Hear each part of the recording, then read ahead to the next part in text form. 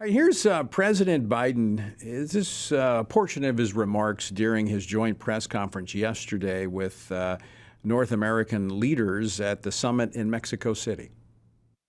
So what we found out, and not just in my visit to El Paso, but before that, we found out is that our Republican friends and a few Democrats are very critical of what's going on the border, but yet refused to even look at the detailed document I submitted for the Congress to consider to reform the process completely. I have a theory about why the president, he was talking about his trip to the southern border. First time, took him 2 years to get there, probably on a FAA delay or flying Southwest. But it took him a while to get there, and now he's making excuses. I think he's trying to cover the tracks for his Secretary of Homeland Security, who, well, quite frankly, is going to be on the hot seat even more so now that Congressman Pat Fallon has filed articles of impeachment against the Department of Homeland Security Secretary Mayorkas for his mismanagement of the border crisis. Now, it's important to remember that in fiscal year 2022, the number of undocumented crossings at the southwest border topped 2.76 million. That's a million more than the previous record, 2.76 million.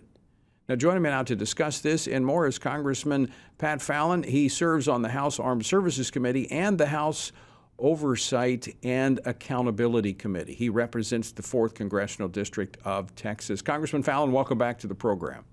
Well, Tony, thanks for having me on, and Happy New Year. Happy New Year to you as well. All right, is the president, I mean, it's kind of odd. He makes his first trip to the border just days before the Republicans take control of the House and start looking into the mismanagement of his administration.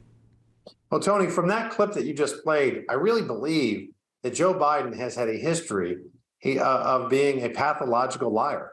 Nobody that I know on the Hill has seen anything that he's put forward on immigration. He's had, by the way, 2 years to do it. And he's done nothing. He's other than put his head in the sand. And it's very disappointing. As you said, there's been 5 million people that have crossed this border illegally under Joe Biden's watch. And it's a gross dereliction of duty for him to point the fingers and blame Republicans when his party has had control of all the levers of the federal government for the last 2 years is patently absurd on its face. All right, you filed articles of impeachment. This is a serious deal. This is not, and I know you're looking at it that way. So I'm just setting the stage for this. This is not some kind of frivolous political move. You filed articles of impeachment because you believe the crisis at the border is intentional. Tell us about it. You know, you're right, Tony. This is a very grave matter to take up. And it's something that hasn't happened. It's only happened once in our history where a cabinet member was impeached, and it hasn't happened since 1876. So you have to do it with all due caution and pause. And what has happened is Alejandro Mayorkas has engaged in a pattern of behavior that is incompatible with being an officer in the United States cabinet, for the president's cabinet.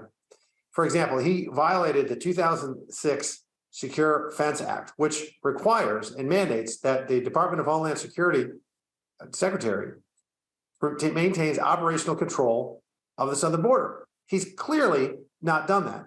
And then another example is this catch and release program has violated the Immigration and Nationality Act. So that's one article of impeachment. The second article was he perjured himself under oath when he testified in front of 2 different committees in Congress that the border was secure. Then he was caught on a hot mic admitting that the border was chaos and it was unsustainable. And the third article of impeachment is there was no whip gate, and he knew it. He knew that none of his Border Patrol agents on horseback whipped any migrants. They did not whip the Haitian migrants. Emails have come forward now that show that he knew, and he still went with that woke, false narrative, misled the American people, and undermined his own brave Border Patrol agents. You actually have that documentation? Yes. So he was lying? Yes, clearly. And that's the thing. That's impeachable. It's not just that he's doing a horrible job. He's doing things that are impeachable. It's acts of commission and omission. But I also would say, Pat, that undermines his ability to lead that institution when he threw his own people under the bus.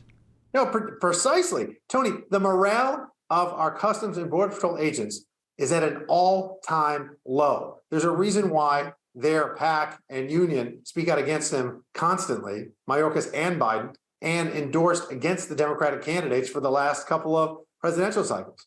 Because we have seen, Tony, we think about this.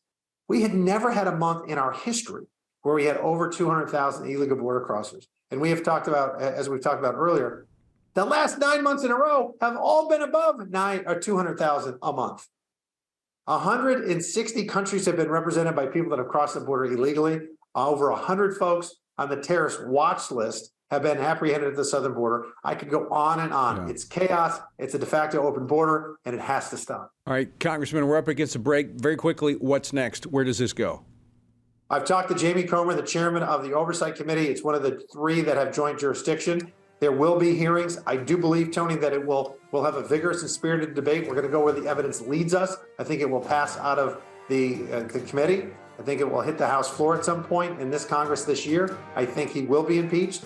And depending on what evidence we have right now, the Senate wouldn't vote to convict. But if we uncover any additional evidence, who knows what will happen in the Senate. All right, Congressman Pat Fallon, always great to see you. Thanks so much for joining us today. Thanks, Tony. God bless. Thank you.